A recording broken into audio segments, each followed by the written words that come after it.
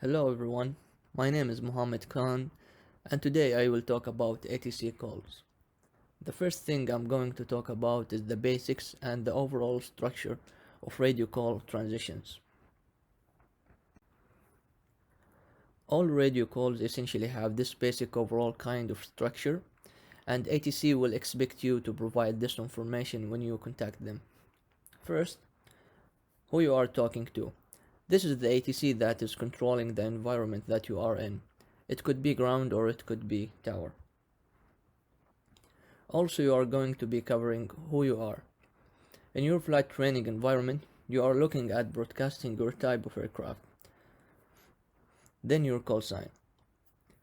And after that, you are going to be talking about where you are, like your distance from the field or your location on the field.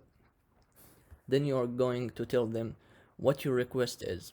This is very important, like if you want taxi clearance or departure clearance. Lastly, you need to tell ATC that you have the latest weather information that you will hear from the ATC.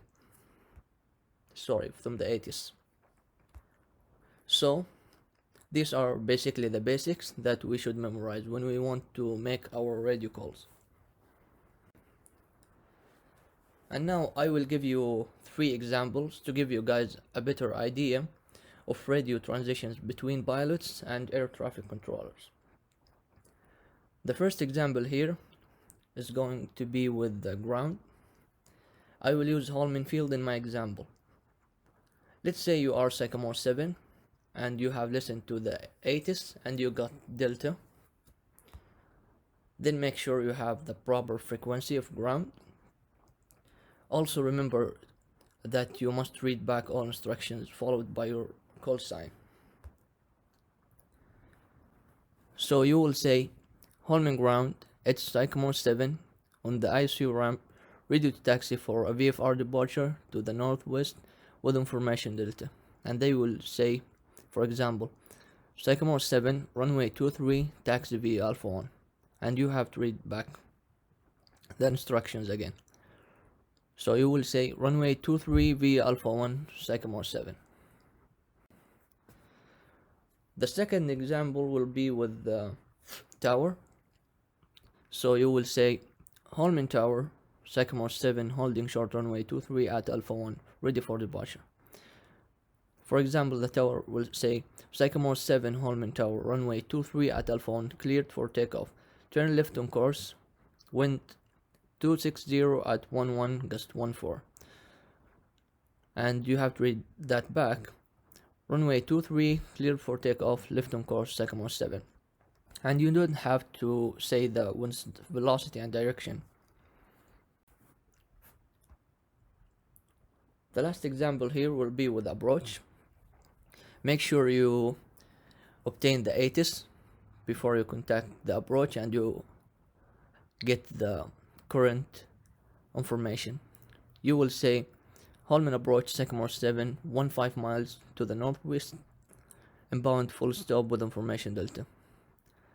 Approach Sycamore 7, Holman approach squawk 0164. And you have to repeat that, squawk 0164, Sycamore 7. And few minutes later, the approach will contact you, Sycamore 7, radar contact 15 miles from the Holman Airport, expect runway 23. And you say, expect runway 23, Sycamore 7. Finally, Sycamore 7, contact tower 134.72. And you have to repeat that back, contact tower, Sycamore 7. Finally, remember guys, don't rush. A lot of students just want to say the instructions quickly, but it's important to take enough time when you speak. ATC expects you to follow the instructions, so don't accept something you don't understand. You can tell them unable, or you can ask them to say again. Don't speak quietly and don't mumble. Make sure that your mic is close enough to your mouth. Also, you can tell ATC you are a student pilot in the first call, so they will give you more attention. If you need to learn more about radio communications, Look at ICU Flight Academy radio communication packet. It's useful. You can find it in Blackboard. You can listen to liveatc.net to hear different radio calls, so you can improve your communication. Thank you.